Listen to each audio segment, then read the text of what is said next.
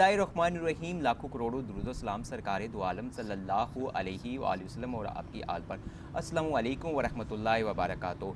नाज़रीन, मैं हूँ आपका मेज़बान कासिम सज्जाद, प्रोग्राम अहवाल पटवार के साथ। और जैसा कि आपने हमारे प्रोग्राम में देखा 2023 में, आप ये देखा जाए तो अहवाल पटवार ये 2023 का जो आखिरी प्रोग्राम है। और इसके बाद जो अब अगला हमारा प्रोग्राम होगा तो 2024 शुरू हो चुका होगा। 2024 के आगाज़ में ही हम एक नए किसी मौजू के साथ नई जगह से आएँगे। लेकिन तरह हमने बहुत से मसाइल पर बात की, बहुत से लोगों के मसाइल लेके आए, अवान बाला तक पहुँचाए और ज़िले इंतज़ामिया तक, आला हुकाम तक, और बाब इख्तियार ने उन पर नोटिस भी लिया और उन लोगों के मसले हल भी हुए। प्रोग्राम में बात करने जा रहे हैं वो एक ऐसे लोग हैं, माशरे का वो भी हिस्सा हैं, नज़रअंदाज क्यों किया जाता है। अगर देखा जाए तो बहुत से ऐसे घर हैं जहाँ कहीं वो उनकी पैदाइश हो जाती है तो उनके घर वाले भी उनसे नफ़रत करते हैं। लेकिन ये देखा जाए तो उनका कसूर इसमें नहीं है, उन लोगों को बुरी नज़र से देखा जाता है। और ये देखा जाए तो इस माशरे में उनको अगर बुराई की तरफ राग़िब किया जाता है तो उसमें माशरे का कसूर है, उनका नहीं। अगर उनको अच्छी तरबियत दी जाए या उनको भी तालीम दी जाए, उनको भी तवज्जो दी जाए तो वो भी माशरे के एक अच्छे इंसान बन सकते हैं। हम बात करेंगे आज ख्वाजा असराओं की। ख्वाजा असरा क्या होते हैं, इनको किन मसाइल का सामना है, इनकी ज़िंदगी के बारे में बात करेंगे। क्या ख्वाजा असरा पैदाइशी तौर पर ही ऐसे होते हैं या फिर वो माशरे की जो है ठुकराने की वजह से ये इस तरह का तरीका अख्तियार करते हैं, उनको किन मसाइल का सामना करना पड़ता है, कितनी मुश्किलात होती हैं, इस वाले से हम बात करेंगे और प्रोग्राम को आगे लेके चलते हैं। और इस वक्त हमारे साथ मौजूद हैं सीमी सदीक।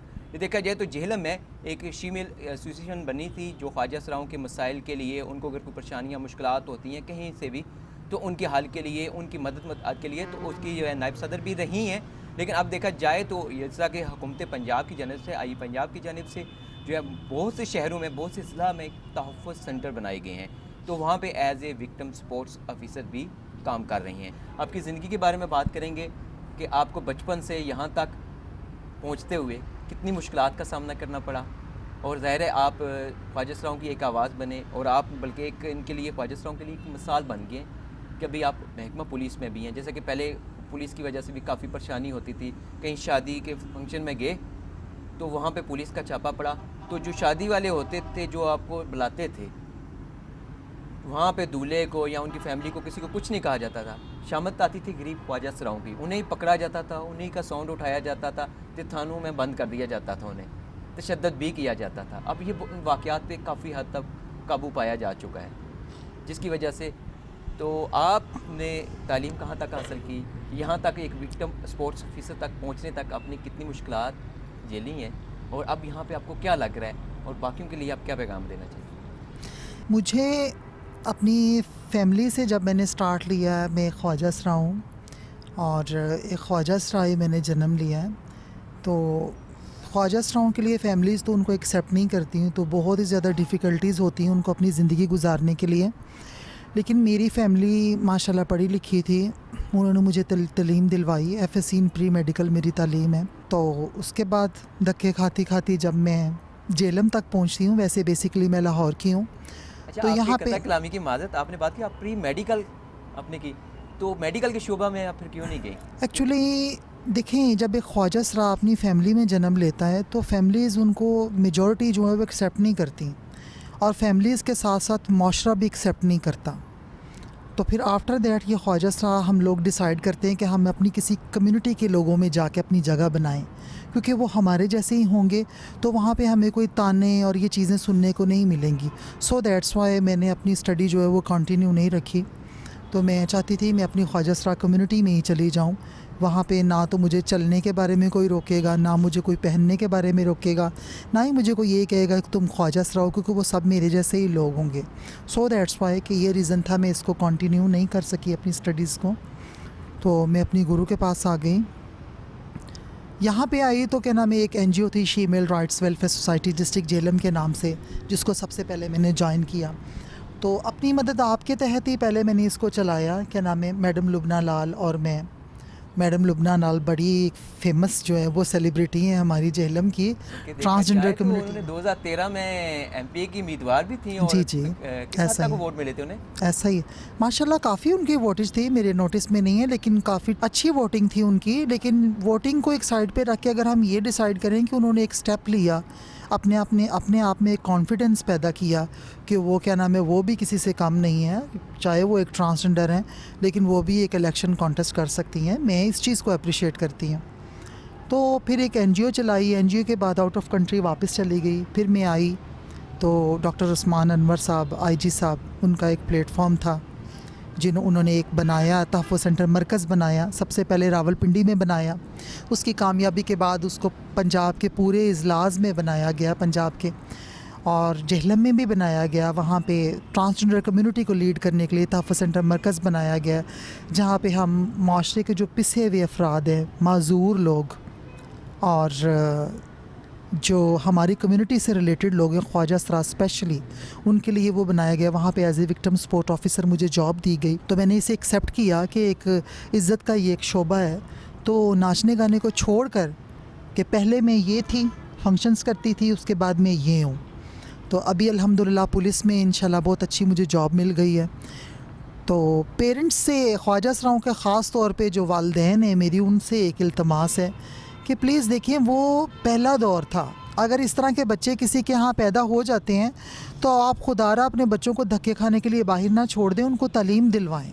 बिल्कुल जी, वालिदैन को ये हम बात इसी को आगे फिर आपसे मज़ीद बात करेंगे। तो वालिदैन को ये चाहिए कि उनको अकेला ना छोड़ें, बल्कि उन पर तवज्जो दें। तो नौशी अवीद भी हमारे साथ मौजूद हैं, हम इनसे भी बात करते हैं। आप भी बताइए कि आप क्या चाहते हैं कि ख्वाजा असरार ऐसे क्यों होते हैं? ख्वाजा असरार के दिलों में ये क्यों होता है कि ये फंक्शन ही करेंगे, नौकरी नहीं करेंगे? ऐसा ख्याल क्यों आता है? ऐसा ख्याल इसलिए आता है ना कि हम लोग शुरू से ना एक्टिंग होती है लड़कियों वाली हमारी, तो घर वाले नहीं ना चाहते कि ये ऐसा करे, या लड़कों वाला काम करने नहीं देते। जब किसी शॉप पे डालते हैं, जब हमारी चाल देखते हैं ना, तो वह कहते हैं यार हमारी बेइज्जती होगी, इनको निकाल लो। तो फिर हम इसी माशरे से वापस आके ना अपने जैसे लोगों में आ जाते हैं, क्योंकि इधर एक दूसरे को वसीमी की बात है कि ताना नहीं दे सकता ना कोई किसी को। हम आपस में खुश रहते हैं, शौक़ होता है कि हम भी कोई इज़्ज़त काम करें, लेकिन किसी के पास भी जाएं पहले तो वो कहते हैं चाल सीधी करो। ये तो अल्लाह की तरफ से हमारी चाल ही शुरू से ऐसी होती, किसी ने सिखाया नहीं होता, ठीक है। फिर चाल सीधी नहीं होती तो फिर वो लोग कहते हैं यार लोग बातें करते हैं, उन्होंने तो ख्वाजा सा रखा हुआ है, वो निकाल देते। फिर आपस में इसलिए खुश रहते हैं।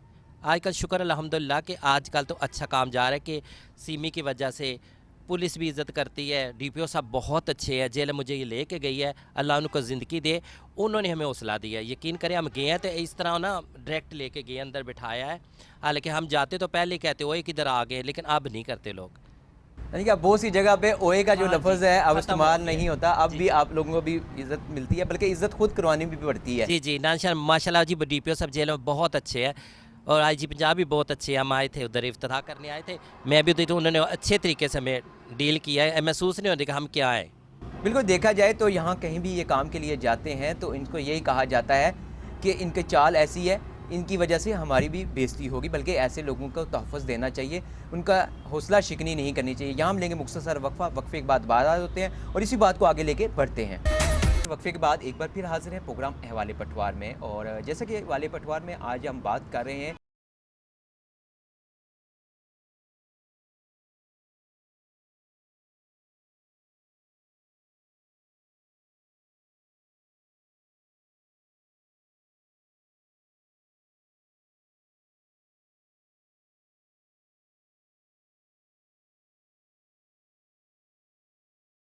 या किसी होटल पे काम के लिए छोड़ते हैं, तो वहाँ पे ना सिर्फ वो दुकानदार ताने देता है, बल्कि वहाँ पे जो गाहक आते हैं, ख़रीदार आते हैं, ऐसे ताने देते हैं जिसकी वजह से ये दिल बर्दाश्ता होकर वहाँ से भी काम छोड़कर फिर ऐसी जगहों की तलाश करते हैं जहाँ सिर्फ इस जैसे ही लोग होते हैं, जैसे कि नौशी हवीद है या फिर सीमीज़ है, सदीक है। इस तरह के बहुत से ऐसे हैं जो फिर ये अपने जैसे लोग ढूंढते हैं ताकि वहाँ पे जाके हम अपनी ज़िंदगी अपने अंदाज़ में गुजार सकें।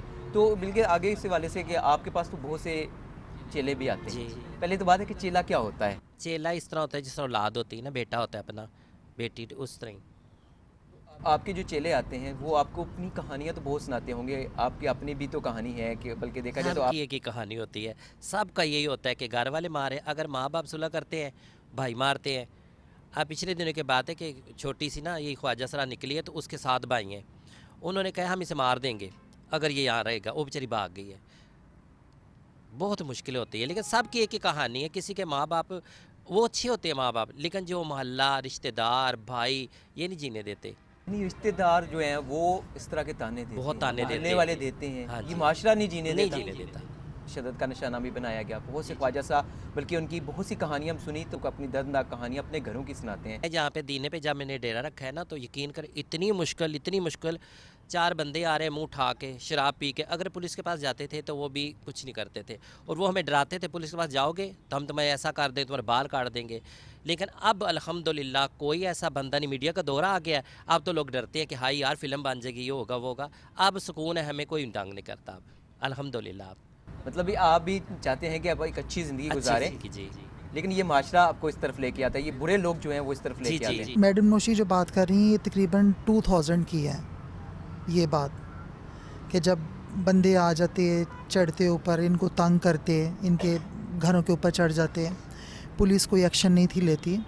जब से क्या नाम है तहफ़्फ़ुज़ सेंटर मरकज़ बनाए गए हैं और लोगों को इतनी अवेयरनेस हो गई है कि ट्रांसजेंडर कम्युनिटी को हमने मेल फीमेल के कंसेप्ट को छोड़ के as a human being treat करना है, इंसानियत को देखना है। देखिए यूरोपियन कंट्रीज़ में अगर आप देखते हैं तो वो उनके सामने ये नहीं है कि ये मर्द है, ये औरत है, ये क्या है, ये ख्वाजा सर है, नहीं, वो कहते हैं ये एक इंसान है। और हमारा मज़हब भी इस चीज़ की इजाज़त देता है, ठीक है। हम भी ला इलाहा इल्लल्लाह मोहम्मद रसूलुल्लाह सल्लल्लाहु अलैहि वसल्लम सरकार दो आलम नबी करीम सल्लल्लाहु अलैहि वसल्लम का कलमा पढ़ने वाले हैं, अल्हम्दुलिल्लाह मुसलमान हैं। और लेकिन बात यह है कि ये सारा कंसेप्ट चेंज किया डॉक्टर उस्मान अनवर साहब ने आके। आईजी साहब जब आए उन्होंने ये सारा लोगों का माइंड का कंसेप्ट चेंज किया कि फैमिलीज़ अपने बच्चों को एक्सेप्ट करें ख्वाजा सराओं को, उनको तालीम दिलवाएं ताकि वो अच्छे किसी ओहदों पे फायज़ हो सके। पहले तो चलें जी जॉब्स, आपने मैडम नौशी से क्वेश्चन किया कि भाई आप क्यों कि किसी जगह पे जॉब नहीं, जॉब्स थी कहाँ पहले? मैं कह रही हूँ MBA MA LLB ये लोग लगे फिरते थे, क्या नाम, कहाँ थी जॉब्स? ये तो ये न्यू इनिशिएटिव जो लिया है डॉक्टर उस्मान अनवर साहब ने, उसके बाद जॉब्स आई हैं ख्वाजा सराओं के लिए। मैं आई हूँ जॉब में तो इनके भी हौसले बढ़े हैं कि नहीं ये काम भी कर सकती हैं। इससे पहले तो लोग यही समझते थे कि ये जस्ट फॉर डांसिंग एक्टिविटीज़ में रिलेटेड और म्यूज़िक्स में और क्या नाम है शादियों के फंक्शनों में यही सब कुछ कर सकती हैं, ऐसी कोई बात नहीं। अल्हम्दुलिल्लाह हमारे भी 2 कान हैं, 2 पैर हैं, अल्लाह ने हमें भी 2 टांगे दी पहले तो हैं। लोग यही कहते थे कि इनका जो है वो रहना सहना जीना मरना सिर्फ जो है वो नाच गाने से ही है। ख्वाजा सरा पैदा ही नाच गाने के लिए होता है। मैं बताती हूँ इसकी वजह ये थी कि सबसे पहला इसका रीज़न ये था कि आपकी फैमिली आपको एक्सेप्ट नहीं करती। जब फैमिली एक्सेप्ट नहीं करती तो दिल टूट जाता है कि जो खून के रिश्ते हैं वो मुआशरे की वजह से हमें इग्नोर कर रहे हैं, क्योंकि माशरा उनको टीड और टोन्स कर रहा है कि ये हर्ट हो रहे हैं हमारे पेरेंट्स के, हमारे घर में इस तरह का बच्चा पैदा क्यों हो गया। हालांकि माँ बाप कभी भी नहीं चाहेंगे कि हम अपने बच्चे को अपने से दूर करें, लेकिन वो मजबूर हो जाती हैं, क्या नाम है, लोगों के रवैये की वजह से, महल्लेदारों के रवैये की वजह से, माशरे के रवैये की वजह से कि हम उनसे दूर हो जाते हैं। तो वो कहते हैं ठीक है ये अपनी तरह की कम्युनिटी के लोगों में ही रह लें, क्योंकि अगर ये हमारे पास रहेंगे तो हमें भी ताने मिलेंगे, इनकी भी ज़िंदगी ख़राब होगी। तो रही जब जो आपने जॉब्स की बात की है कि ये जी जस्ट फॉर डांसिंग एक्टिविटीज़ से रिलेटेड और म्यूज़िक से, तो पहले ख्वाजा सराओं के लिए यही काम था, पहले तो यही काम था। जॉब्स तो अब आई हैं, हाँ अभी है कि इंशाल्लाह ये जो तहफ़्फ़ुज़ सेंटर मरकज़ का प्लेटफॉर्म है यहाँ से काफ़ी ज़्यादा ख्वाजा सराओं को फैसिलिटेट किया जा रहा है। अगर इवन कि अगर उनका कोई फंक्शन में कोई मसला हो जाता है या उनको कोई बंदा तंग कर रहा है, उनको किराएदारी का, इनको किराए पे मकान देने के लिए बड़े ज़्यादा इश्यूज़ थे, किराए पे मकान कोई नहीं था देता, कहते थे ये ख्वाजा सरा है जी, हम इसको क्यों दें जी, ख्वाजा सरा है, उसको अल्लाह ने भेजा है दुनिया पे, उसके भी कोई माँ बाप है, ठीक है, वो भी नबी करीम सल्लल्लाहु अलैहि वसल्लम का उम्मती है, तो फिर क्यों ऐसा इम्तियाजी सलूक क्यों है? ये जो लोगों का नेगेटिव माइंड था इसको बहुत ज़्यादा चेंज किया गया है। पुलिस का जो नेगेटिव माइंड था वो बहुत चेंज हो गया, बहुत फ़र्क पड़े। देखा जाए तो पंजाब के मुख्तलिफ ज़िला में ख्वाजा सरा जैसे कि आप भी बैठे हुए हैं एक तहफ़्फ़ुज़ सेंटर पे या इस डेस्क पे, क्या आपको तनख्वाह भी दी जाती है या सिर्फ आपको वहाँ पे बैठा दिया गया है सिर्फ एक रोल मॉडल बना? रोल मॉडल उन्होंने बिल्कुल नहीं बनाया, पूरे क्या नाम है तरीके से सलीके से हर चीज़ को हैंडल किया गया है। एक तहफ़्फ़ुज़ सेंटर मरकज़ को बनाने का मतलब ये था कि उसके पूरे स्टेप लिए गए हैं। जैसे कि मुझे as a victim support officer वहाँ पे जॉब दी गई तो मुझे मेरी सैलरी भी वो जो है वो चेक मिलता है मंथली, जैसे कि एक आम पुलिस ऑफिसर को मिलती है उसकी सैलरी, ऐसे ही मंथली मुझे भी सैलरी मिलती है। और बहुत ही ज़्यादा, और सैलरी को एक साइड पे रख दें, मैं तो ये सोचती हूँ कि जो रिस्पेक्ट है, जो इज़्ज़त है वो बहुत ज़्यादा है। मैं ये जॉब सैलरी की वजह से नहीं कर रही, मैं ये जॉब कर रही हूँ रिस्पेक्ट की वजह से, इज़्ज़त की वजह से। तो मैं अपने परवरदिगार का लाख लाख शुक्र अदा करती हूँ कि उसने मुझे इस काबिल समझा, मुझे इतनी इज़्ज़त दी है, अल्हम्दुलिल्लाह। मैं उसका जितना भी शुक्र अदा करूँ वो बहुत कम है। बिल्कुल जी, जितना भी शुक्र अदा करें बहुत कम। बिल्कुल, फिर बिल्कुल। आपसे दोबारा भी बात करते हैं। तो हमारे साथ आगे जी मौजूद हैं जी गुड़िया। गुड़िया, आप ये बताएं कि आपका ताल्लुक कहाँ से है? अस्सलाम। वालेकुम अस्सलाम।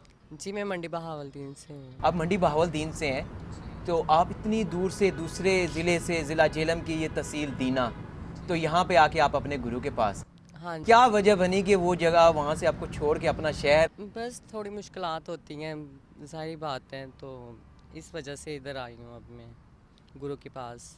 क्या वजह बनी, आप क्या मुश्किलात थी कि आपको अपना शहर, अपने वालदैन, बहन भाई छोड़ के यहाँ पे आना पड़ा दीना में, मंडी बहावलदीन से? आप कितनी अरसे से यहाँ पे ख्वाजा असराओं के साथ आप?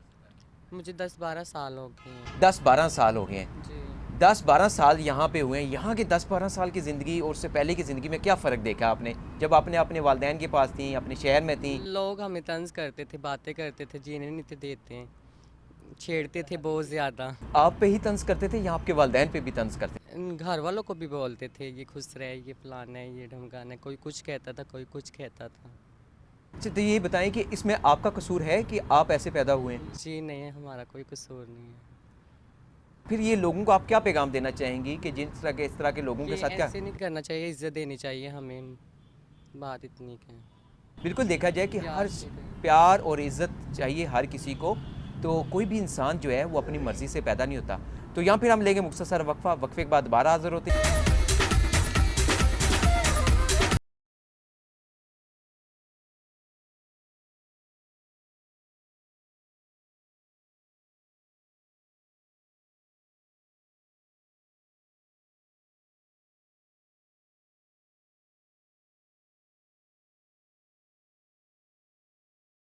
नाज़रीन, मुख्तसर वक्फ़े के बाद एक बार फिर हाज़िर है। ख्वाजा असरा क्या हैं और इस माशरे में उनकी क्या हैसियत है? देखा जाए तो इस माशरे में उन्हें नज़रअंदाज क्यों किया जाता है, घर वाले उनको कबूल क्यों नहीं करते, और उनको कितनी मुश्किलात और तकलीफ़ों का सामना करना पड़ता है। अगर यहाँ देखा जाए तो किसी दूसरी तरफ ये रुख करते हैं, नाच गाने की तरफ या बुराई की तरफ, तो उसमें उनका कसूर है या माशरे का? इस वजह से देखा जाए तो यही बात अब सामने आती है कि लोग ही उन्हें इस तरफ राग़िब करते हैं, नज़रअंदाज जब करते हैं या फिर उन्हें जब ताने देते हैं, जब उनको डराया धमकाया जाता है। इसी वाले से भी हम नौशी वीर से बात करते हैं। ये बताइए कि जब कोई ख्वाजा असरा होता है घर में, जैसे कि अभी आपका ये चेला मंडी बहावलदीन से आया, ऐसे बहुत से चेले हैं अभी आप, तो उनको ये कहा जाता है कि अगर घर में बहनों के साथ बैठते हैं तो वो कहती हैं कि जी आपका क्या काम है औरतों में। जब वो भाइयों के साथ या दोस्तों के साथ, अपने कज़नों के साथ बैठता है तो उसको ये जवाब मिलता है कि तुम्हारा क्या काम है लड़कों के साथ। यही बात ये बस क्यों कहा जाता है? बस दोनों तरफ ही होता है। बहनों में बैठो, बहनें तो वैसे बहुत अच्छी होती हैं हम लोगों की ना, वो हमें बहन ही समझती हैं, लेकिन जो भाई होते हैं उनका रवैया ज़रा गलत होता है। कोई दोस्त आ जाओ, यार तू साइड पे रहना, सामने ना आना, बस ये तकलीफ़ देती है ना चीज़। इस वजह से सब भी निकल आते हैं, हम आपस में बहुत खुश रहते हैं। हमें आप बंगला बना दे, कुछ बना दे, जब तक हम आपस में नहीं ना मिलेंगे हमें सुकून नहीं आएगा। दिल की बात आपस में करते हैं। अब ये सीमी है, ये मेरी बेटी बनी हुई है, ये मेरा बेटा बना हुआ है, हमारे रिश्ते भी इसी तरह होते हैं। बहुत सी बातें हैं माशरे में जो चल रही हैं, कहते हैं जी ख्वाजा असरा आपस में ही शादियां करते हैं। नहीं नहीं, ये पता क्या होता है, एक रस्म होती है हम लोगों की ना। देखे, मैंने अगर कोई सालगिरह करनी है ना, मैंने इनको बुलाना है, फैमिली को नहीं बुलाना।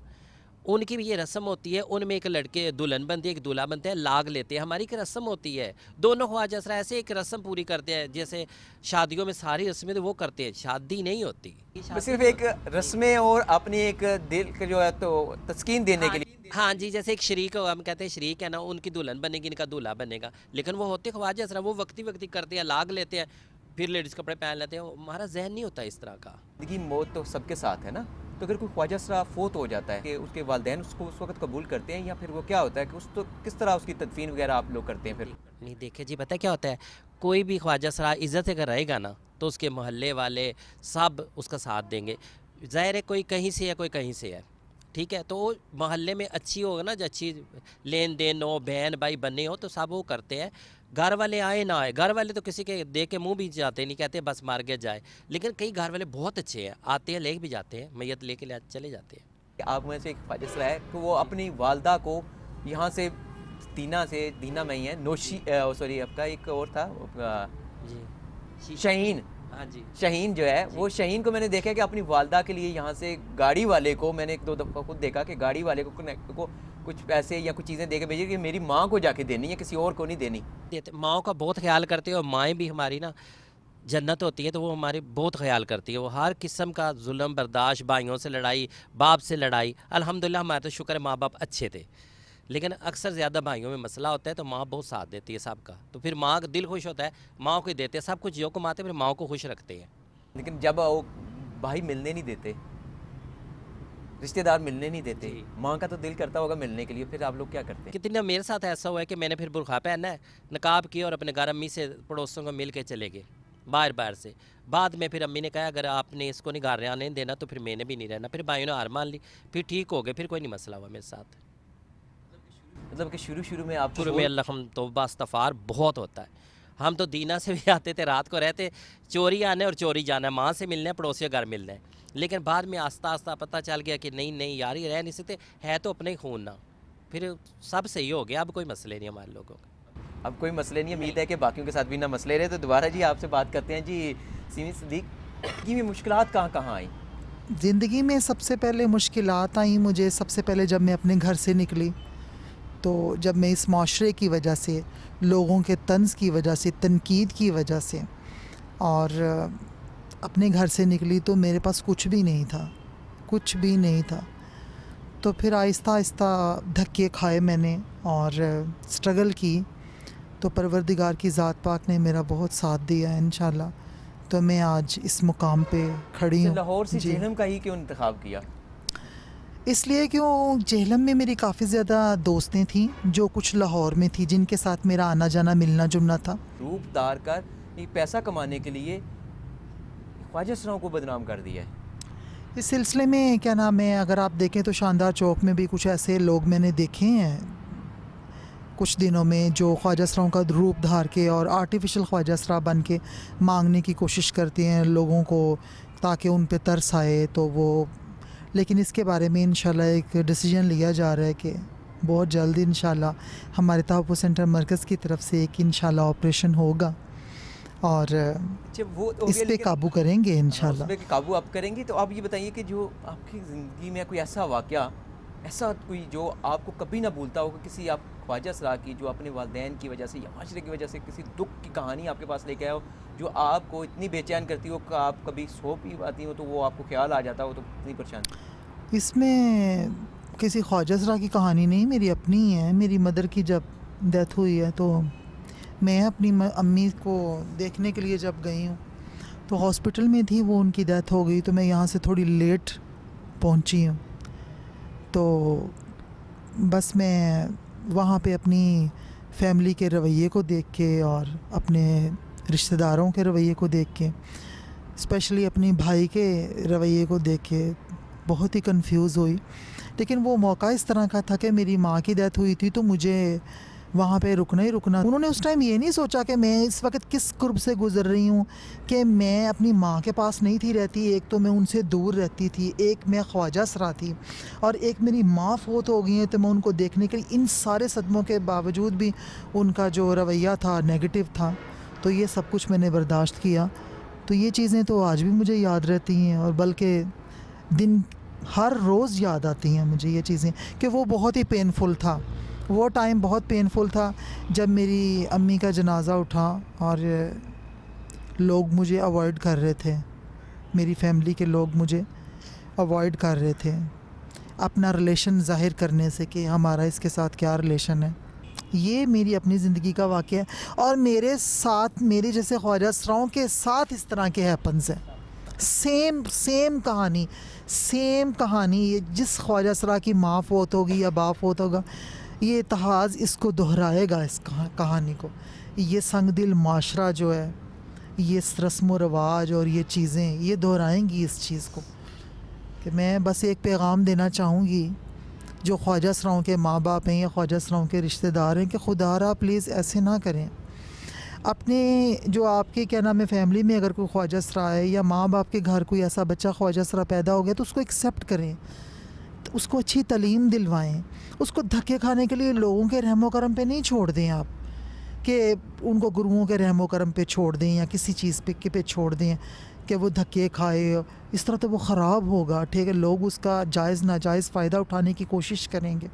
उसको अपनी फैमिली में रखें, उसको क्या नाम है शफ़क़त से प्यार से उसकी परवरिश करें, उसके तालीम दिलवाएं और उससे किसी अच्छे ओहदे पे फाइज़ करवाएं इंशाअल्लाह। बहुत से ख्वाजा साहब खुदकशियाँ भी कर लेते हैं, तो इसका मतलब है ये सारा कसूर माशरे का है, उसका अपना अकेले का नहीं। कोर्स माशरे का, ये जो माशरा ही बनाता है, ये हमारे पाकिस्तान में तो माशरा ही सब कुछ बना रहा है। माशरे की वजह से ही लोग जराइम पेशा हो रहे हैं, माशरा ही करवा रहे हैं उनको, माशरा ही उनको चोर बनने पे मजबूर कर रहे हैं, माशरा ही उनको क्या नाम है खुदकशी करने पे मजबूर। किसी का दिल करता है खुदकशी करने को, किसी का भी नहीं करता।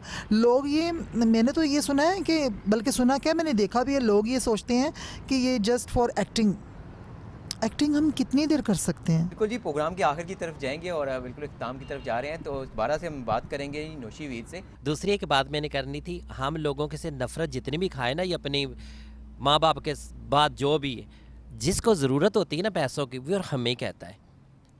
फिर ये नहीं सोचते, पहले कहते ये कमाई ऐसी ऐसी, लेकिन जिसको ज़रूरत हुई है ना वो हमारे पास ही आता है। वो खुदा की तरफ से ना, फिर वो अल्लाह पाक देखता है ना, जिससे नफ़रत खाते हैं फिर बाद में कहते हैं यार मैं पैसे चाहिए, तुम्हारी मेहरबानी होगी। मदद भी हम लोग ही करते हैं, हमारे दिल बहुत रहम होते हैं। अगर कोई भी कसम से आ जाए ना, हमें कहते हैं चल कुछ ना कुछ इसको दे के बेचें। यानी कि आपके डेरे पे कोई आ जाए, कोई ज़रूरतमंद, कोई हाजत लेके अपनी, तो आप उसे खाली हाथ नहीं लुटाते। हम नहीं बेचते, दुख होता है, मेरे पास ना हो ये दे देते, ये ना हो सना दे देते, कुछ ना कुछ दे के बेचते हैं। मतलब आप जब ये समझते हैं कि आपके पास नहीं भी हैं, तो कहीं से कहीं करके उनको आपने देना, खाली हाथ लुटाना नहीं है। क्योंकि हम लोग जब रोज़ी पे जाते ना लगे तो हमें पता चलता है कि हाय अल्लाह इतनी दूर गए हैं, गाड़ियों के किराए, ये किराए, तो फिर हमें ये एहसास होता है कि कोई हमारे दर पे खाली ना जाए, अल्लाह हमें भी दे देता है फिर। बिल्कुल जी, देखा जाए तो इस माशरे में ये चीज़ है कि जब आप मदद के लिए ये जब किसी के पास जाते हैं कि कोई हमारी मदद कर दें या हमें भी कुछ ज़रूरत है, तो आप लोगों में जो है मुखियर हज़रात हैं या कुछ लोग ऐसे हैं कि जो दूसरों की मदद करते हैं, राशन तकसीम कर रहे हों या कुछ भी, तो इनको नज़रअंदाज किया जाता है कि जी आप पीछे हट जाओ, आपको हम देंगे तो हमारी बेइज्जती होगी। और वही जब शादियों का फंक्शन होता है तो लाखों क्या हज़ारों रुपये जो है, लाखों रुपये निछावर किए जाते हैं इन पर। ये कहा जाए तो इसमें इनको इस जगह पे पहुँचाने में वालिदैन के बाद रिश्तेदारों के साथ साथ बहन भाइयों का, करीबी रिश्तेदारों का, मोहल्लेदारों का और उन लोगों का रवैया है जो इनको इस तरह के काम करने पे मजबूर करता है। अगर इनको तरह की तवज्जो दी जाए, इनको तोहफ़्फ़ुज़ फराहम किया जाए, इनको भी तालीम दी जाए और इनके जो हकूक़ हैं इनको भी वो हकूक़ दिए जाएँ जो इस माशरे में मर्द और औरत के हकूक़ हैं वो इन्हें मिले, कि इनका हक़ भी है तालीम हासिल करना, अच्छा रोज़गार हासिल करना, अच्छा पहनना, अच्छे माशरे में जो है चलना फिरना और अच्छी जगह मकामात पे बैठना। तो ये चीज़ें अगर इनको मिलेंगी तो ये कभी भी ऐसी राह पर नहीं जाएंगे। तो यही कहना चाहूँगा कि ऐसे लोगों की तरफ तवज्जो दें, ना सिर्फ उनको दुत्कारें नहीं, नज़रअंदाज नहीं करें, उनकी भी इज़्ज़त करें, उनकी भी इज़्ज़त माशरे में है। अगर आप उनकी इज़्ज़त करेंगे तो वो लोग आगे से बढ़कर आपको इज़्ज़त देंगे। आज के वाले पटवार में इतना कुछ ही है। जब भी खुदा के हुज़ूर सजदा रेज़ हूँ, अपने इस 22 बेटे को दुआ में याद रखना। खुदा हाफिज़।